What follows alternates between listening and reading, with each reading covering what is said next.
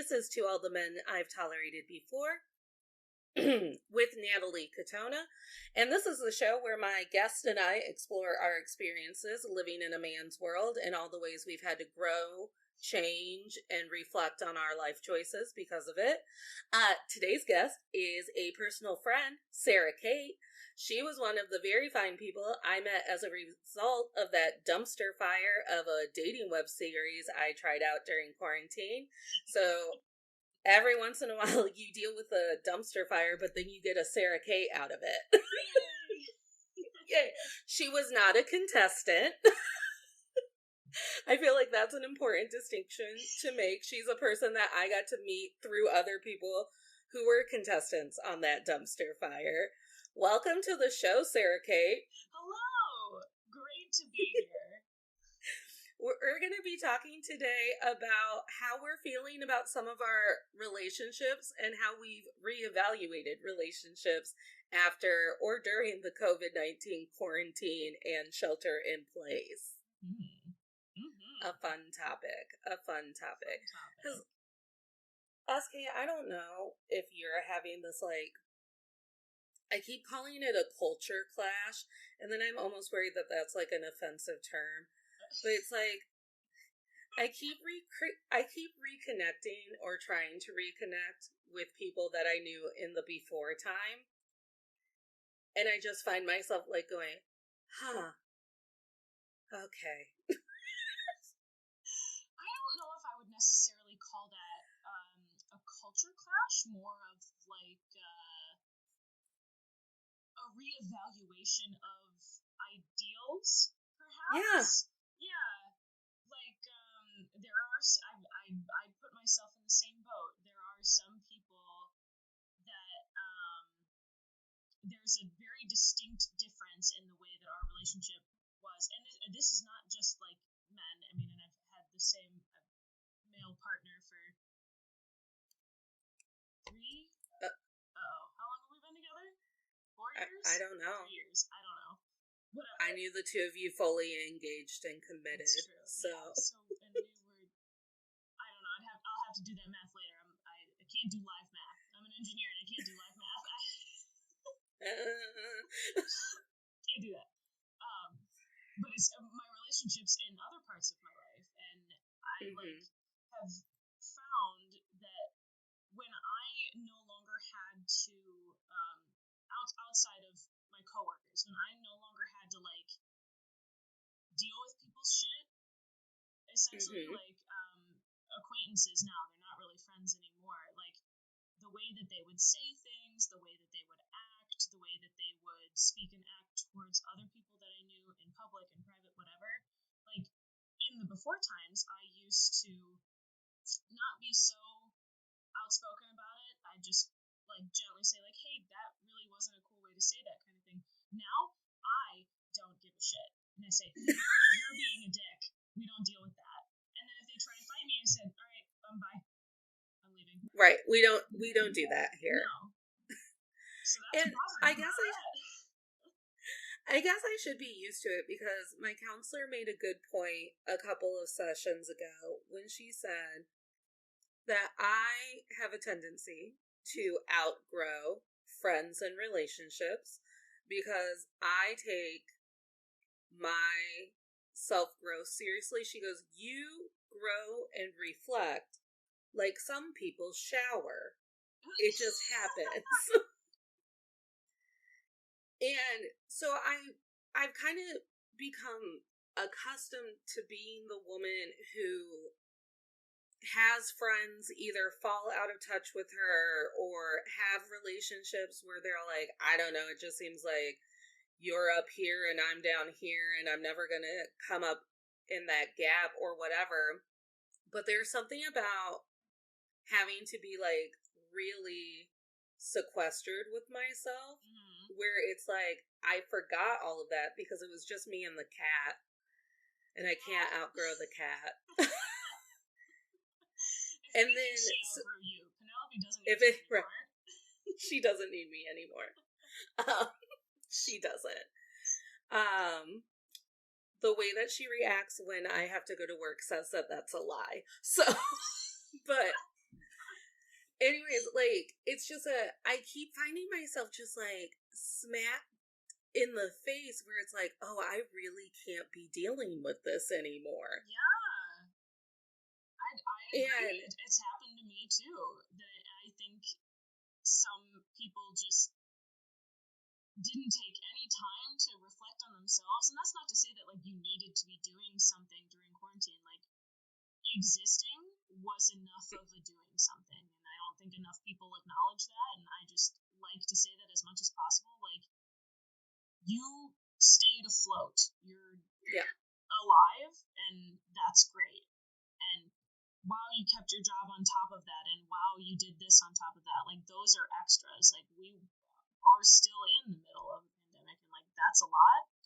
But that traumatic of an experience, like I would say to a normal human brain, is enough of a reset that you should unconsciously, subconsciously be reflecting on your own morals. Like just like no, I feel like I know more about myself, and I didn't do anything active. I don't know. I didn't do any extra meditations. I didn't do like extra like on top of like what was already like in my life of whatever. And I still feel like I grew.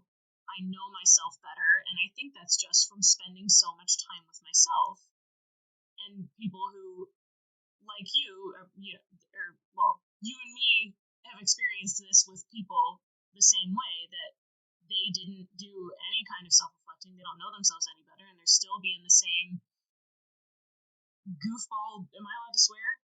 Jackass. You are allowed to swear. We mark it as explicit. Same jackass that they were before, and it's like, yikes, man. And that's what it. You don't have to deal with it. And that's what it is for me. I'm like, the world pretty much ended for 2 years, and you're still complaining about the same shit that you were complaining about in 2015.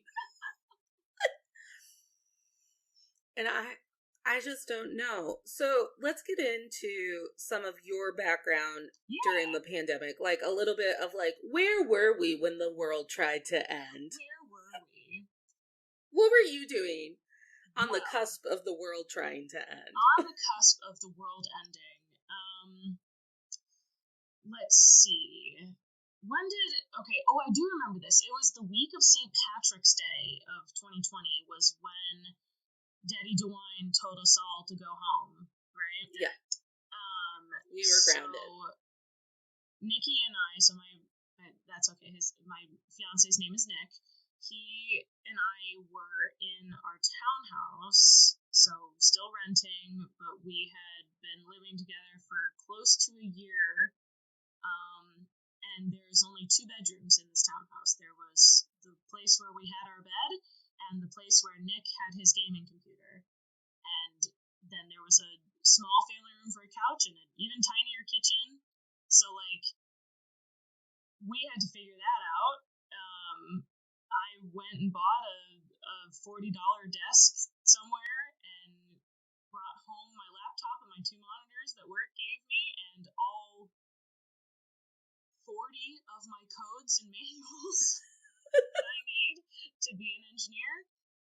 Brought it all home and started working and didn't look back. So that's where I was for working for life. Nick and I had already been living together for a little bit, but this was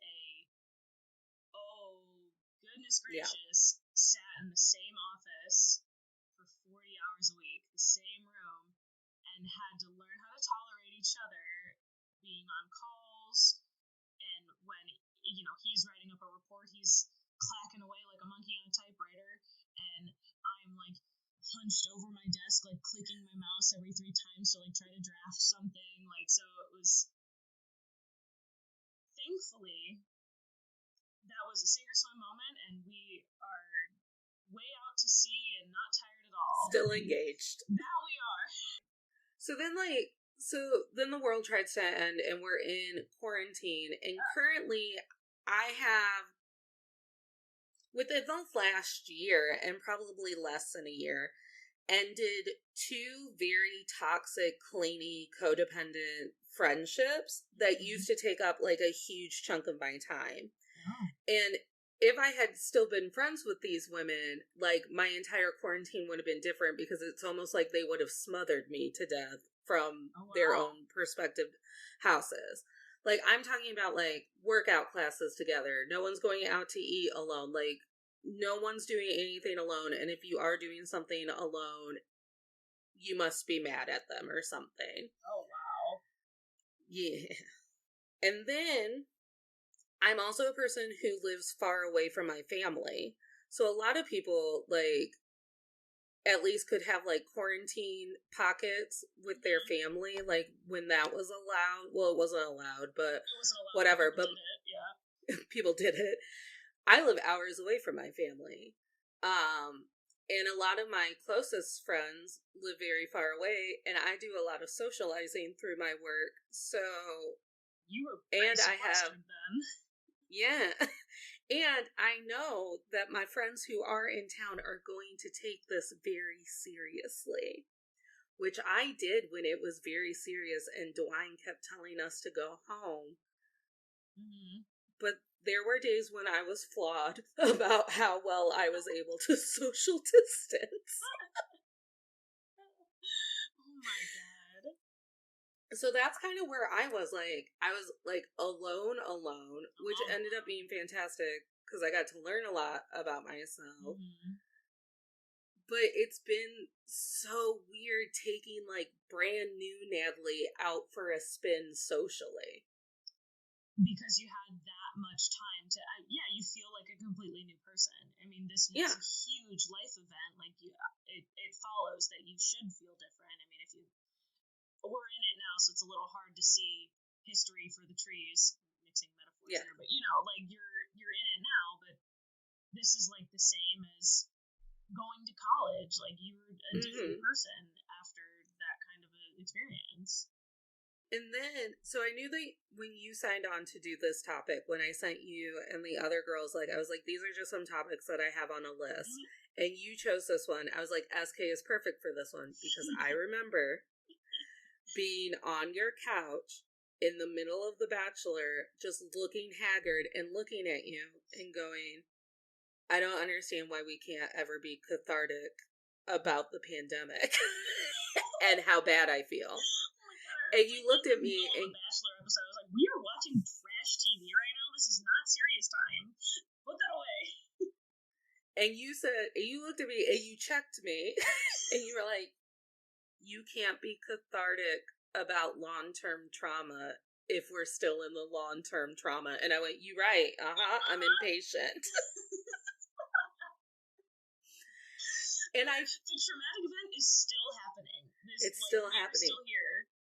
And it's also still happening, which made the holidays this year. I think this year the holidays were weirder than they were last year.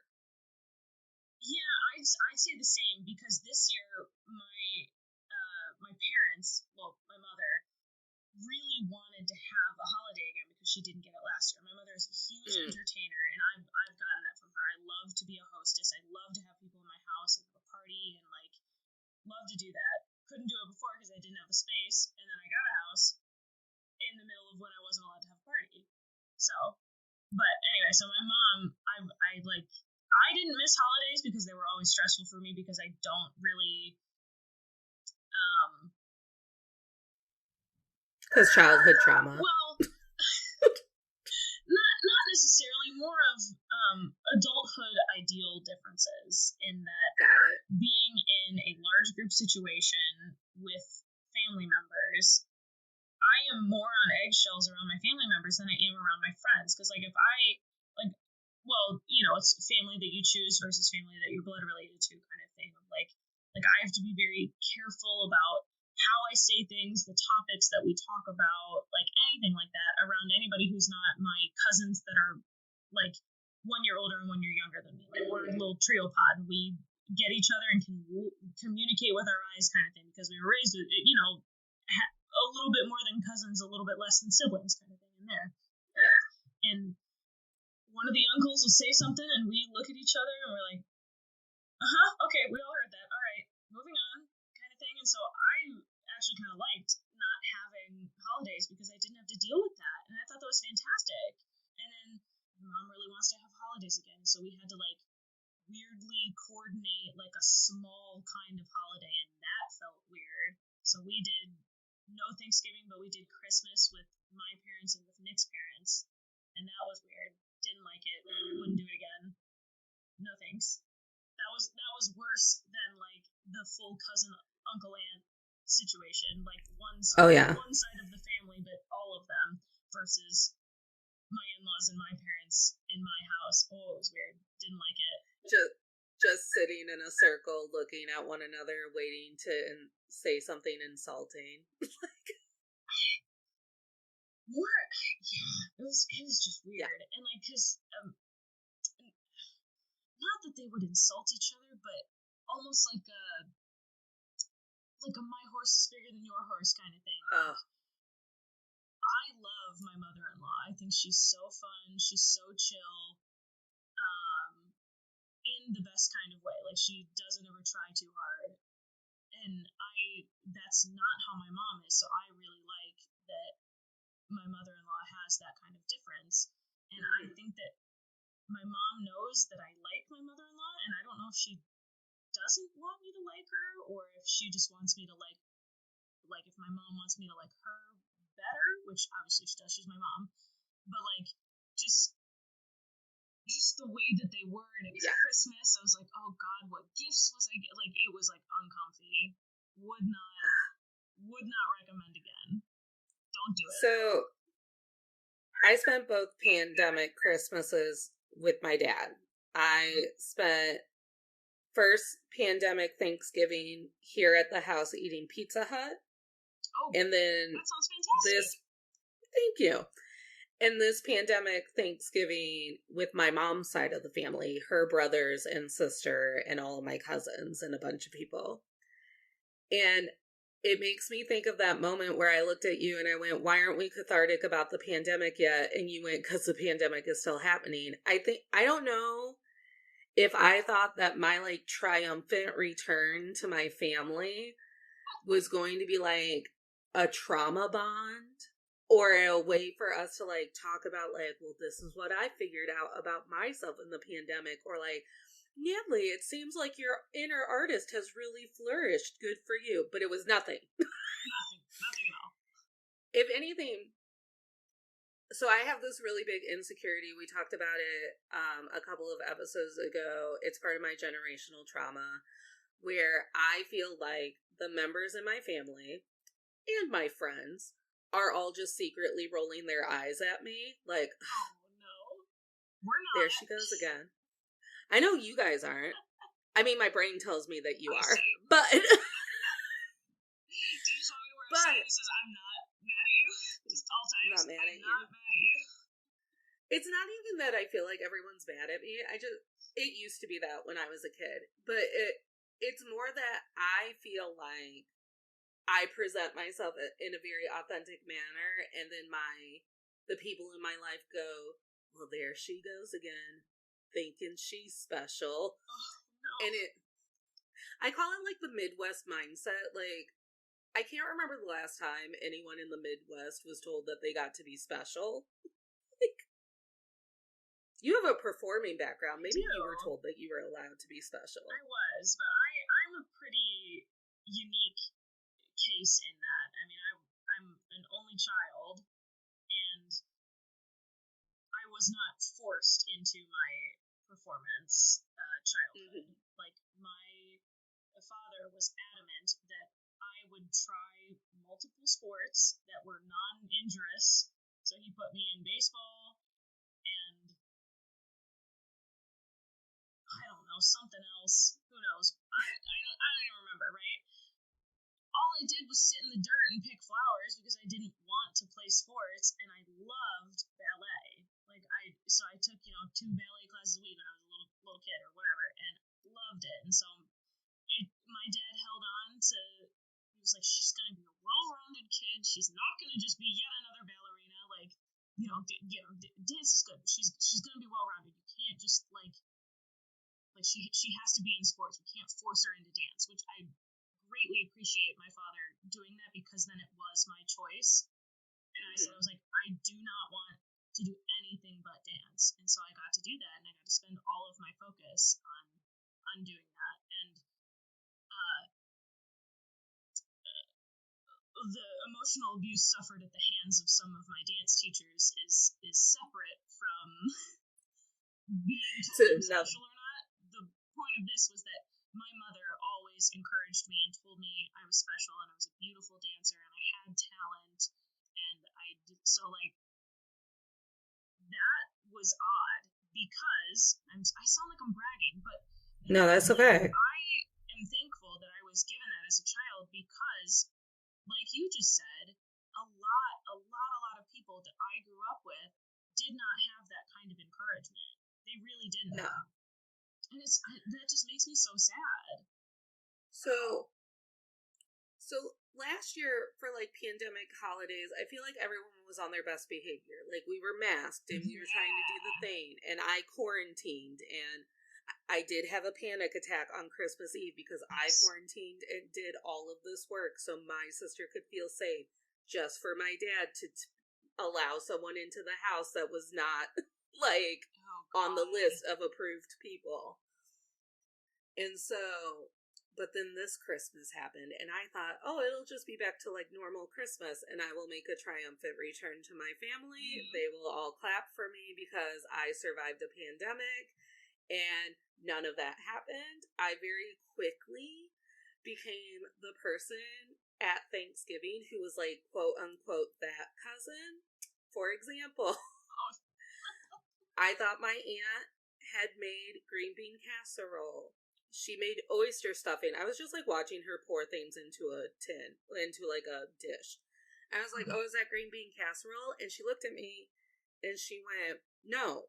Green bean casserole is for Christmas. This is oyster stuffing. I forgot that my family had all of these rules about what was Thanksgiving and Christmas food. Oh my god. I've requested a chart. No one has sent me one. Also, incorrect, because green bean casserole is any holiday. I've had green bean casserole at Easter, Christmas Eve, Thanksgiving, pick a day in July. There's green bean casserole. It's the classic Western casserole. I don't know. Also, what the hell is oyster casserole? What is that? Well, oyster stuffing. So, my mom enjoys oyster stuffing, and it basically, like, I watched my aunt make it this year, and it just looked like oysters from a can and saltines, just, like, baked together. I was like, what makes this stuffing? But whatever. I've never eaten it. It's the saltines. So, I repeat my flop to her son, my cousin, and he goes, the Pilgrims didn't fucking have green bean casserole, Natalie. And I had to be that cousin, and I went, the Pilgrims were also fucking murderers, so do we need to take their advice anymore?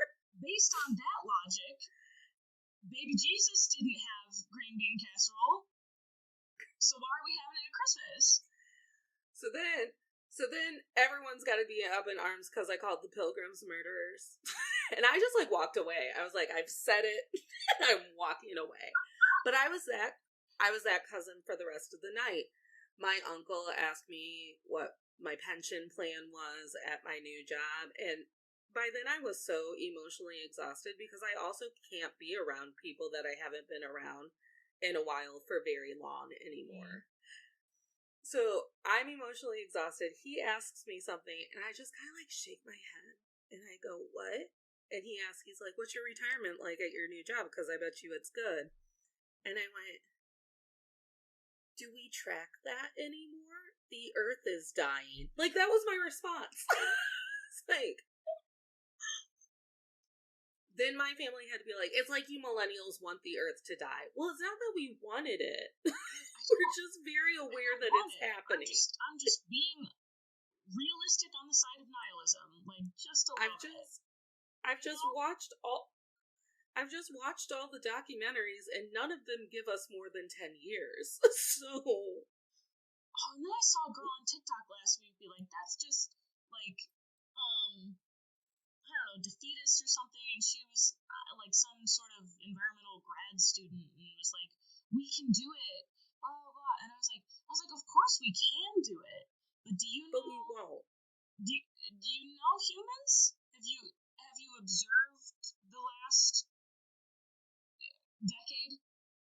least the last day, or like, you know, the last century, anything, since the advent of industrial farming. It's all downhill from there.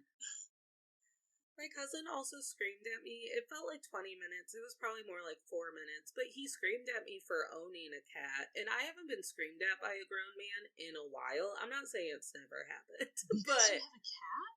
Yeah, and he hates cats. And my cousin has a problem with, like, people disagreeing with him. So he's just screaming at me to scream at me. Great. Eventually, my 12-year-old little girl cousin, she called him a mean person. And he shut up.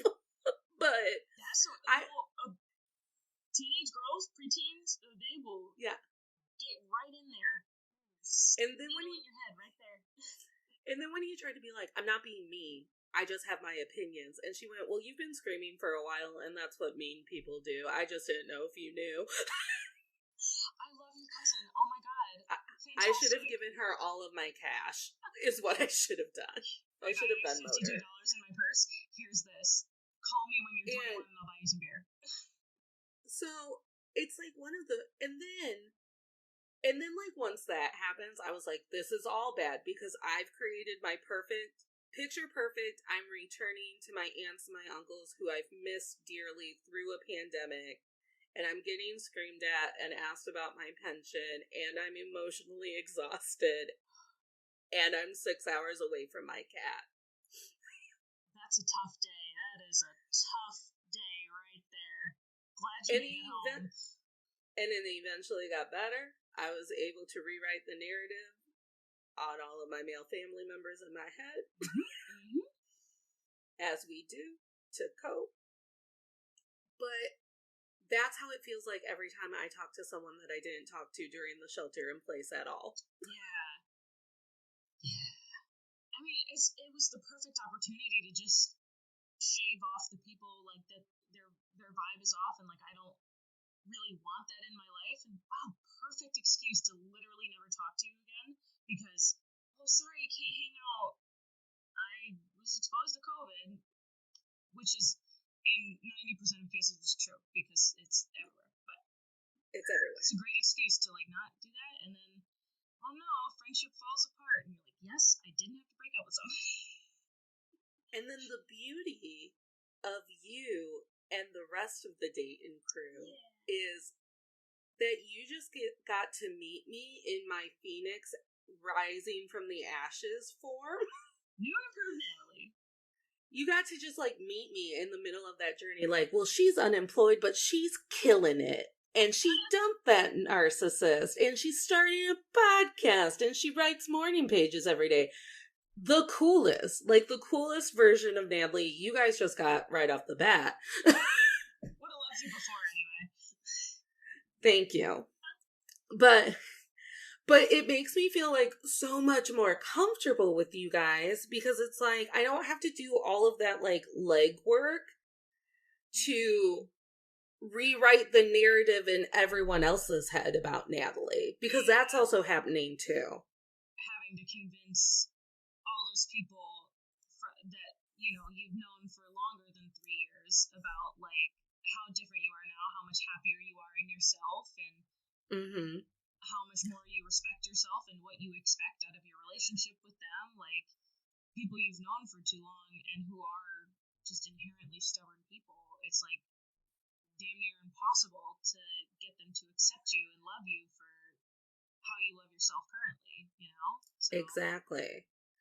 And I read an interesting meme, probably on Instagram, and it says, the people who are the most uncomfortable with your growth treat you the way that they treat you like you are still the version that they had the most control over. Yeah, that's true.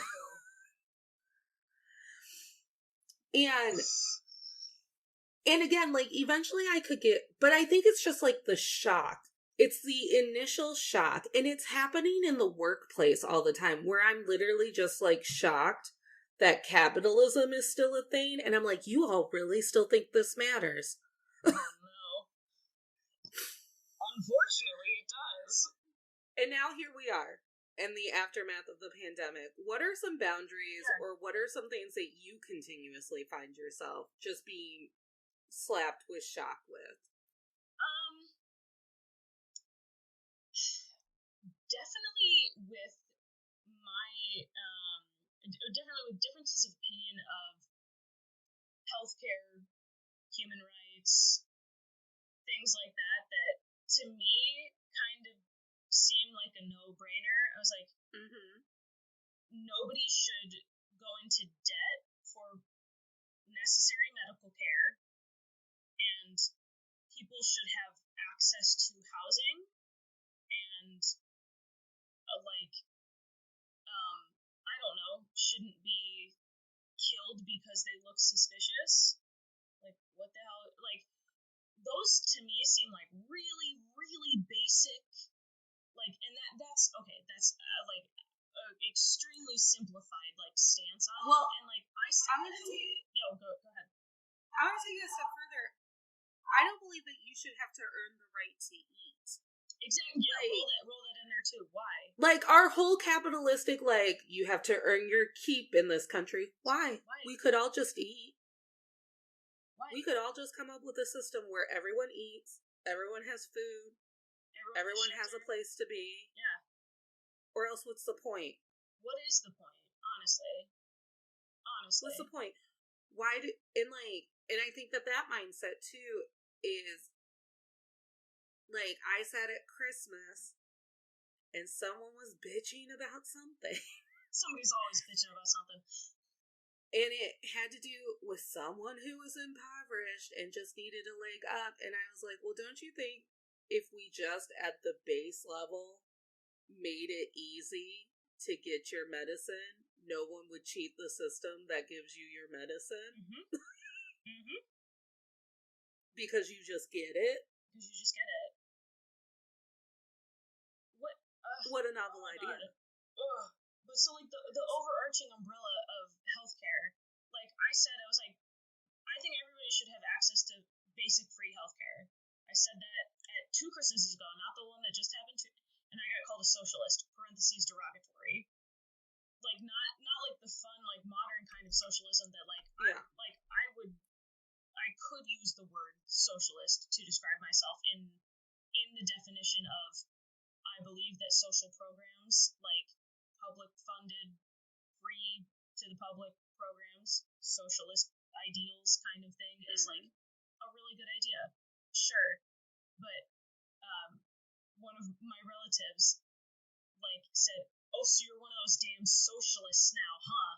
And I was like 5 glasses of wine deep because it was Christmas and I had enough. And I just said, "Yeah, what about it?" I love that. And crazy drunk guys focused on this person. I said, "What about it? You don't think people? Are you telling me that you think people should die because they can't afford a necessary medical procedure?"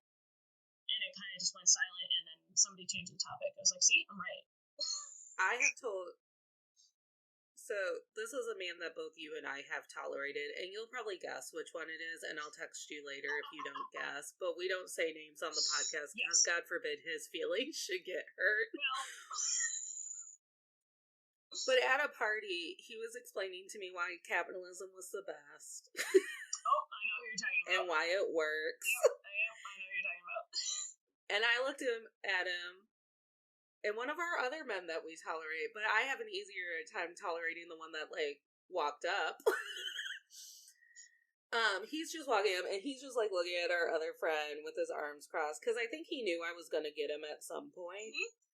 And he's just talking about how capitalism is the best, and he has so much money, and he deserves that money, and he always wants to have his money, because he worked hard for money.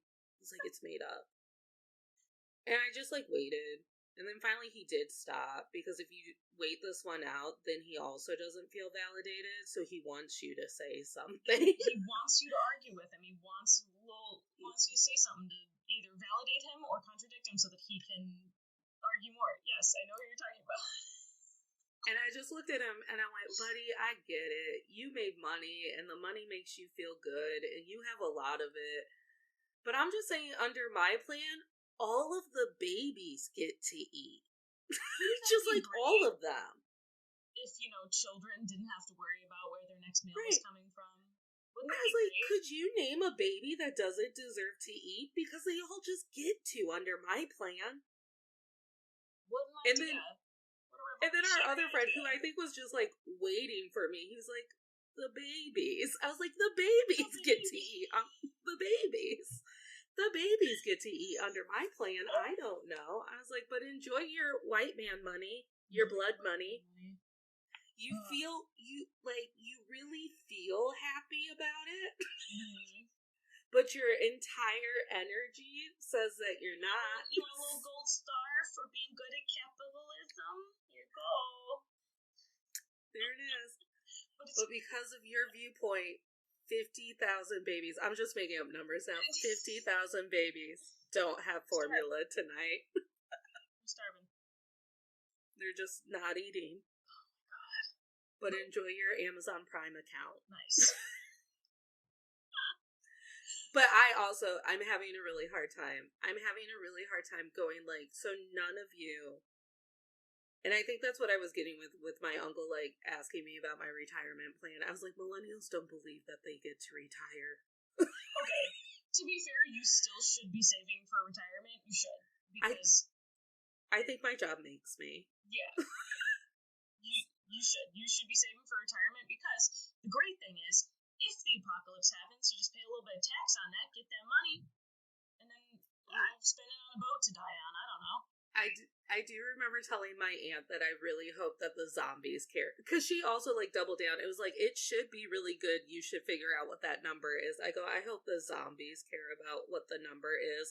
I'll scream it at them while they're coming for my brain. But my number. But my 401k. My 401k. On the street yelling back at the zombies, I have a Roth.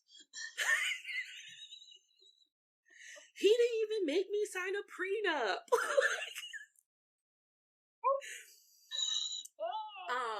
But I'm having a really hard time talking to people who truly believe that nothing in this country or existence should change or should have changed.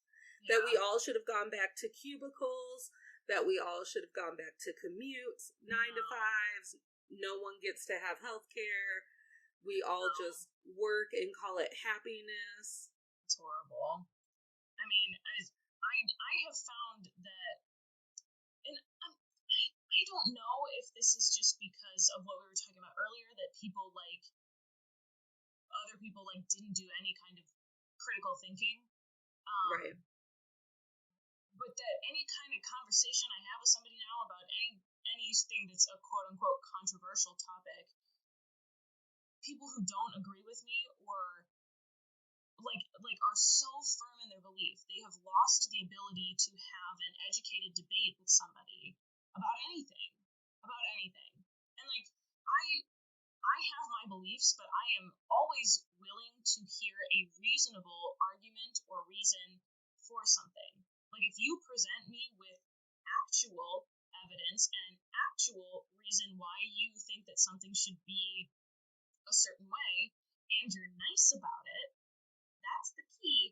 That's the key to a good debate, is a cool head. I mean, you learn this in speech and debate class. You can't just start crying in the middle of a debate or talk over somebody or scream at somebody and be no, that's wrong, you're dumb. You have to have, I don't know, actual evidence to back up your claims. That I'm cool with. I will gladly speak with somebody who differs in opinion from me, in which we can understand where the other is coming from. I can do that, but recently, that just doesn't happen. People who do not have the same beliefs as I am, and I don't know if this is just because I'm liberal, and so, tends to be, this is a huge generalization, people of staunch conservative beliefs just completely lost the ability to have any kind of empathy for others and any kind of understanding for any other opinion other than their own. And that's the huge obstacle that I've encountered recently, is that I think everybody lost the ability to critically think. What the hell happened? Well, I feel like I have trauma memory loss. Like, every day can kind of be like 50 first dates for me every once in a while. Like, my vocabulary has gone out the window. There are days that my stutter comes back. It's amazing what trauma does to our brains, and we don't know until you're like, why the fuck is my stutter back? And it's because you're surviving. Yeah. So I'm trying to, like, meet the people in our lives with grace about the things that they haven't faced yet, about their own beliefs or their own growth or what it means to be living in this time. But then at the end of the day, I'm also like, but I also deserve to have my opinions voiced into the existence, because at the end of the day, I know I'm right. And if I keep saying it, shut the fuck up. At the end of the day, I know those babies deserve to eat. And I know. And so my greatest fear when I became unemployed during the pandemic was I wasn't going to pay for unemployment health insurance. Even though it was pretty affordable, I wasn't going to do it. Why? Because it was another bill to pay while I was unemployed.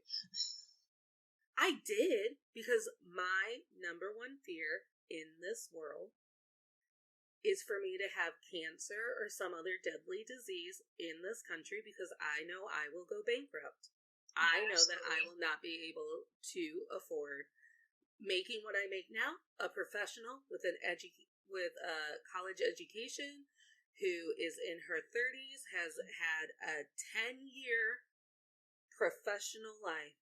I know the moment a doctor tells me that I need long-time medical care, that something, like, I can't afford the lifestyle that I am accustomed to. Yeah. Which is... with or without insurance. Well, which speaks to the healthcare structure of the country, you know? All right, we have two traditions on To All the Men I've Tolerated Before. Yeah.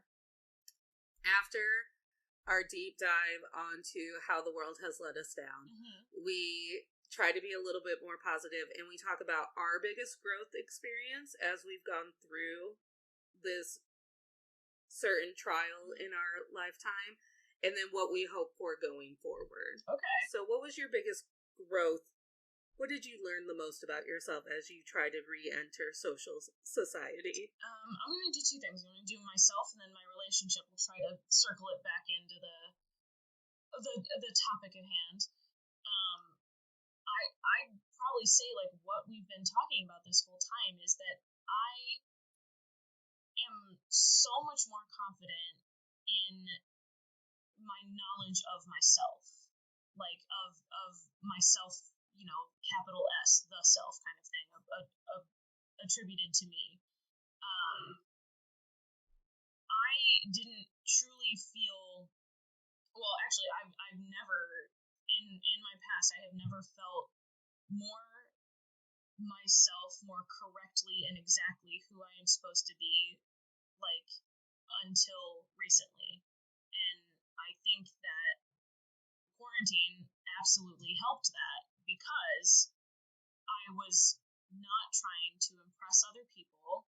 I was only had to focus on my job to make money and my existence as a human. What do I need mentally, emotionally, physically to be comfortable in myself? I was able to easily ascertain that, discover that, whatever, because the pressures of existing in the rest of society wasn't there. Like, an example is that in college especially, and I mean, like, grad school was a little different because I lived by myself and there was 8 people in my grad program, so, like, there wasn't really pressure to, like, be social kind of thing. But in college especially, I had a constant fear of missing out, like horrible pressure. Like, I felt like I had to fully utilize every single moment of my existence in college. As soon as I was done with homework, with studying, I was socializing. I was watching a movie with somebody. I was out doing trivia. I was out doing something. I was always constantly doing something. And then And even like just that like year or two post grad that like the whole dating crew was like still hanging out, and like I was always worried. I was like, somebody's having a party at 1:35. Like I have to go over there. I have to see our friends. I have to be part of this. Quarantine hit. That's not safe to do anymore. And now I know, wow, that was so extremely draining. That lifestyle was so extremely draining on me, and I didn't realize it until I didn't have to do it anymore. And now I think that my outings, my social excursions are far more fulfilling because they are elective rather than quote unquote required. Nothing was ever actually required of me, but like I don't have any anxiety about not going to trivia where one of our friends works, not going out to dinner with this, and not going to the bar where everybody's at. Like I don't have to do that. I'm happy to sit on my couch, watch some Love Island, snuggle my dog, and have a glass of wine. I'm good, right? Like, so I think that's a personal positive, is that I am so much more extremely comfortable with myself and with my existence and knowing who I am and my limits of social interaction than I ever was before. And, germs notwithstanding, like I still wouldn't do that. Like, if there weren't germs at the bar, like I'd be like, no, I don't want to, just because it's too much for me, kind of thing. So that's personal. And big breath, because that was a long rant. I used to have a lot of FOMO too. Yeah. I mean, do you I used to run an insane. Who cares anymore? I used to run an insane social schedule where it was like I was home 2 nights a week. I'm a full ass adult, never sleeping, trying to hold down a teaching job or a theater job or any job. And I'm always at someone else's house, looking at someone else's husband, someone else's baby, someone else's dog. Like, no wonder Penelope has codependent issues now, because the quarantine is probably the first time we've ever spent quality time together. Oh, Penelope. She's sweet. She is sweet. My positive about our relationship is that Nick and I were dating for almost a year before the pandemic hit, or a little over a year when the pandemic hit, but we had already moved in together, which also scared my mother to death. Like Nick and I moved in after I think like 7-8 months of like dating, but Nick and I have known each other since we were sophomores in college, and we're both 26 now. Like it's been a long time. I've known him. I knew his entire personality, and we were friends. And so I can't tell you how I felt on our first date other than nervous. Couldn't tell you any kind of emotional reaction I had other than I'm really nervous. And it was on our second date that I absolutely fell in love with him, and I knew I was going to marry him. So like that was it for me. I was like, okay, cool. Like I know you're making a silly face, but that's I like that Nick. He's all right, isn't he? He's all right. And he just lets me say whatever the fuck I'm gonna say, and he's always kind about it. He's walking past me with a smile on his face. He thought that was funny. No, wait, oh shit, what was I saying, Natalie? I don't know. Probably is it that the pandemic made you more secure in wanting to marry Nick? Well, yeah, because as soon as, like, living together is one thing, living together and working together is a whole other animal. And I didn't really know it at the time because I was too focused on, like, ooh, I get to work from home and blah, blah. But, like, that was a real sink or swim moment for our relationship. And I think for a lot of partners who had to figure that out. And I mean, we saw the statistics jump in divorce. People were around each other for an extra 40 hours a week, and they were like, wow, I don't like you. Opposite for me. I actually like you. Opposite for me. I was like, wow, I really like you. This is cool. And like, just the ability of us to exist constantly in the same space with each other and not annoy each other to the point of resentment. Like, little annoyances and like, you guys stop chewing on your fingernails, or like, like, you gotta stop squeaking your chair incessantly, like little things like that. That's fine. And he's like, oh, sorry, I didn't realize I was doing it. And like, I would do dumb stuff too. Like, I started singing to myself, didn't know I was doing it, and he would, smack my arm. He was like, you're singing out loud. Oh, sorry. Oh, sorry. But even navigating those little annoyances, that was our swim strongly out to sea moment, in that we were fully able to communicate with each other and navigate any kind of disagreement, disruptance, that's a word, there we go, that would come up easily, comfortably, rationally. Still have, we still have an argument, but get through it without hating each other on the other side of it, kind of thing. Right.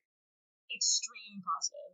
And like, it made me so much more comfortable in the next forever kind of thing of how we're going to be with each other. Like, that we can, we did that. We were in an office together, and thankfully we bought a house and we have our own separate offices now, because this is a constant thing now, and we both have gotten more responsibility in our jobs, more times that we have to be on phone calls and, like, doing annoying stuff like that. So thankfully we have separate offices. But the fact that we were able to do it is huge green flag for, I'd say, from the outside of the relationship. I think it looks pretty cool. The two of you are very emotionally mature and a very mature couple. I have watched you play board games together, though. Okay, so that's different. There are always growth areas. That's different. But I didn't go home mad at him. I was mad at him during said board game because he was pissing me off. But I still rode home in the car with him. I didn't take an Uber. I truly believe that board game day is the reason why 2022 has such better energy than 2021, because I got to start the day playing like 14 hours.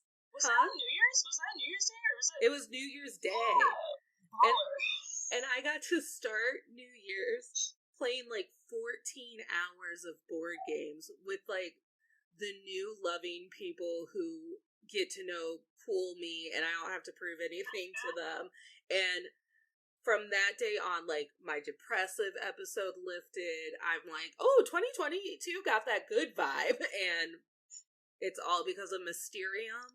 Oh, and it's all because our end of episode plug. What should we recommend? The board game Mysterium. It was incredible. It was incredible. It's an incredible board game.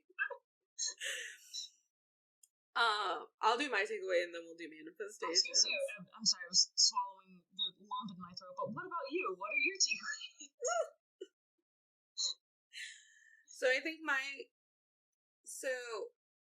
it's one thing to say that you've grown and you're really comfortable in the way that you've grown, but you're still locked at home, being comfortable with yourself in the way that you've grown and taking that out into the real world. Yeah. I am lucky enough that a lot of that growth was emotional and social, and a lot of being assertive in who I am as a human being. It does mean that I am finding myself in more, not low stakes, but low simmering conflicts than I'm used to. Like, I'm constantly asserting myself in my place in the world. But it also means that I'm going to get to the point where I have formed the world around me that I actually want to be living in, because I'm so hung up on all of these Loki variants. But I believe that you shape the world that you want to live in, and you shape your own personal timeline and all of the little tiny pivots and all of the little tiny times that you stick up for yourself, or you choose your growth over FOMO or what makes other people comfortable or things like that. It makes a difference, and it all means that you're building exactly what you want this life to be like. Yeah. I mean, the words are one thing, but I will confirm your your statement of yourself, because I mean, how long have we known each other? 2 years? 2.5? Has it been? It can't be 2.5 years. Okay, whatever.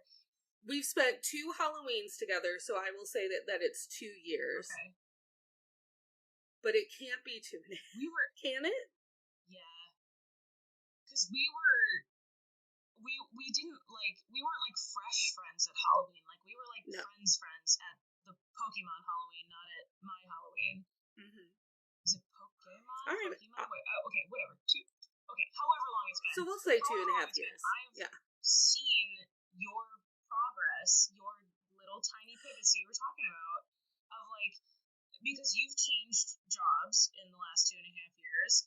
You've started this podcast, which I can tell that you really love doing. Like, this is something that fulfills you far more than your 9 to 5 that gets you a paycheck. Like, and I can see you making choices in your friendship relationships, in your romantic relationships, in your work relationships, just in the way that you talk about things. Like, I can tell that there's a lot less negative energy because you are making choices to make your life better. And a lot of the times you don't get to hear that from somebody else, but I can tell you that I see that in you, and I think it's really cool. And I love seeing my friends make good choices and like be happy and be better. I love it. I love seeing it. So like, kudos to Natalie for sticking to her guns and following staying true to the path.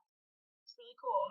How did you know that this entire podcast was just a big avenue for me to get validation? Just validation. I just need to be validated.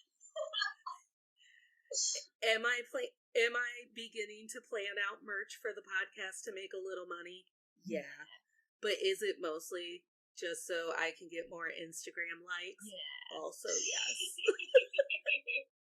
That's great. So, yeah.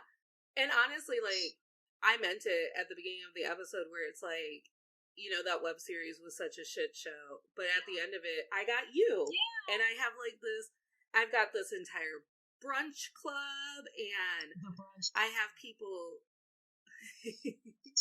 I have people in my life who want to have constructive conversations and intelligent conversations, but also want to just get silly or go to shows or things like that. And you just have to focus on the things that are like that. Like 2021, 2020, hardest 2 years of my life. But at the end of the day, I met great people. Yeah. And I met great people who continuously make me better. That's so fun. It's you. Yay. And I can't wait to be dancing at your wedding. Hell yeah. Getting married. Hell yeah. Knowing what we know, what do we hope? What do we hope?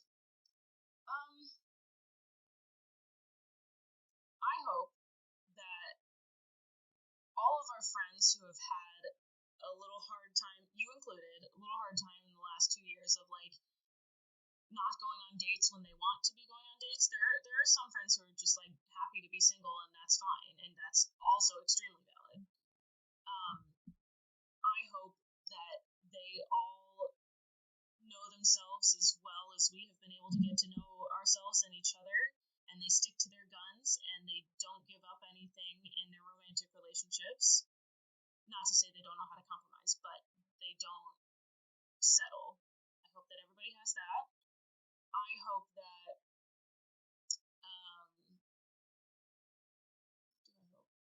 Nick and I keep going on the path, and I don't throw any Jenga blocks at his head. But we'll see. Sometimes you gotta throw a Jenga piece. Sometimes you gotta. And I hope that professionally, I am able to keep on the path that I am. I'm very thankful that I am at a company that does not view me as less because I am a woman, and that my boss and my coworkers, I feel that they truly do value me for my mind and my ability. I hope that stays. I hope that doesn't change with some of the corporate changes that are happening, which is a completely separate discussion, but I can see them coming. But I hope that my standing as a professional is still revered as it is, and that I can still grow, and that I don't hit any roadblocks getting a PE license. Oh my God, I can sit my PE test in like actually right after my wedding. I'll be eligible in June, but I won't take it until. Oh my God, I can be a real engineer. Don't look me up. You are a real engineer. Pieces of papers don't define us, because I have a piece of paper that says I'm a teacher. Well, so they do define me as a structural engineer because, life safety and things. But well, also that I don't know how engineering works. I'm like, don't get a piece of paper. No, I need it. Most other engineerings don't. That's a fun little. My hopes. So now that I have spoken it out loud, that I'm having a really hard time grappling with letting people in, because when you have a new not a new personality, but when you've grown and you've changed, that also opens you up for rejection from people who have also not grown or changed that used to be in your life, or rejection because I'm going to consistently meet new people who haven't gone through the growth cycle like I have. But I really want to hope that I continue to put out the energy, and that this type of energy attracts more of the type of people I want to be with, and they'll start finding their ways to me. I hope that for the people who are still in the emergency state that this pandemic put all of our brains in, I hope eventually, and I hope it's not anything that's a catastrophe, because for me it was unemployment, which to some people equals a catastrophe. I hope at some point you have the moment to breathe and think about, like, are the ways that I've been set up to think about the world actually the ways that I think about the world? Because I believe that everyone deserves a shot, and I don't believe that our culture, capitalism, the patriarchy, this country, I don't think that they actually want us to be thinking that deeply about what we actually believe should be happening in our world. Because when people start believing that the world can be better, that means that a lot of people who capitalize off of the world not being better are gonna get angsty. Wow, yours was deep. That was great. I felt moved. Mine was. Oh, thank you. I panicked. I do this a lot. It's almost like you host a podcast or something. Oh my gosh. It's almost like I meditate every day. Great, and I fully agree with you. And I hope that it gets better. I know it will. I can't be I like to joke about doomsday, but I really do hope that we pull out of this better than we were before. Yeah. Do you have anything that you want to brag about or plug? You can brag about anything. Brag about how cute my dog is. No, because you're accomplished. Let's see. What do I don't know if I have anything to brag about.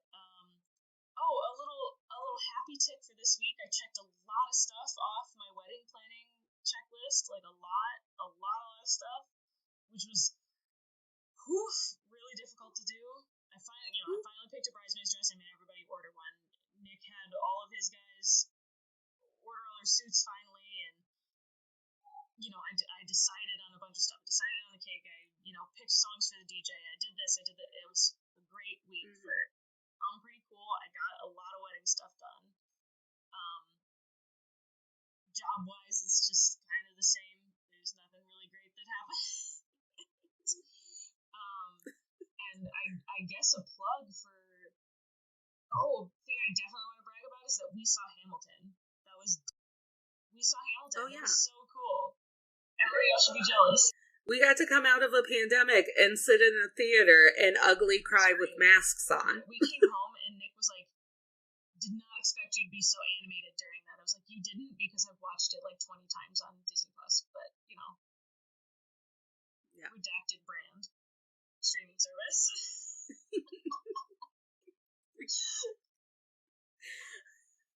Or if Disney wants Disney to sponsor if you're me. listening, sponsor Natalie.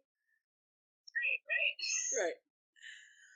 I forgot one of my manifestations. Yes. One of my manifestations was for Riley, who is a man who tolerates me. I would like it if Riley would get to the point where he realized how cool I was. Because Riley's the only dog that doesn't like so me. Picky. Oh my god, he's so picky. I promise you it's not just you.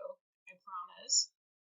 I know it's not just me, but usually those dogs still like me. There are dogs who I watch not like everyone else and then come and sit by me.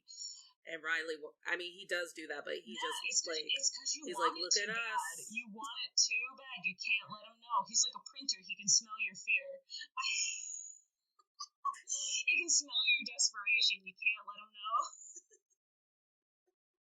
Alright, I'm going to say goodbye to the tolerators. I'm going to tell them to make sure to like and subscribe, leave the 5-star review, follow us at Men I've Tolerated Pod and Natalie K124 on Instagram, Natalie K124 for TikTok.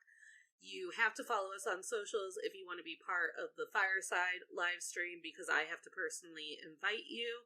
So that is coming up soon. And then I'm going to remind you that tolerators, you don't have to smile through any bullshit that you're tolerating, including people who think that it's weird that you grew and changed as a person during a traumatic experience. Smiles are for joy, and for joy only. We love you. Thank you so much, Sarah Kate, for being here for your first time. I had a great time.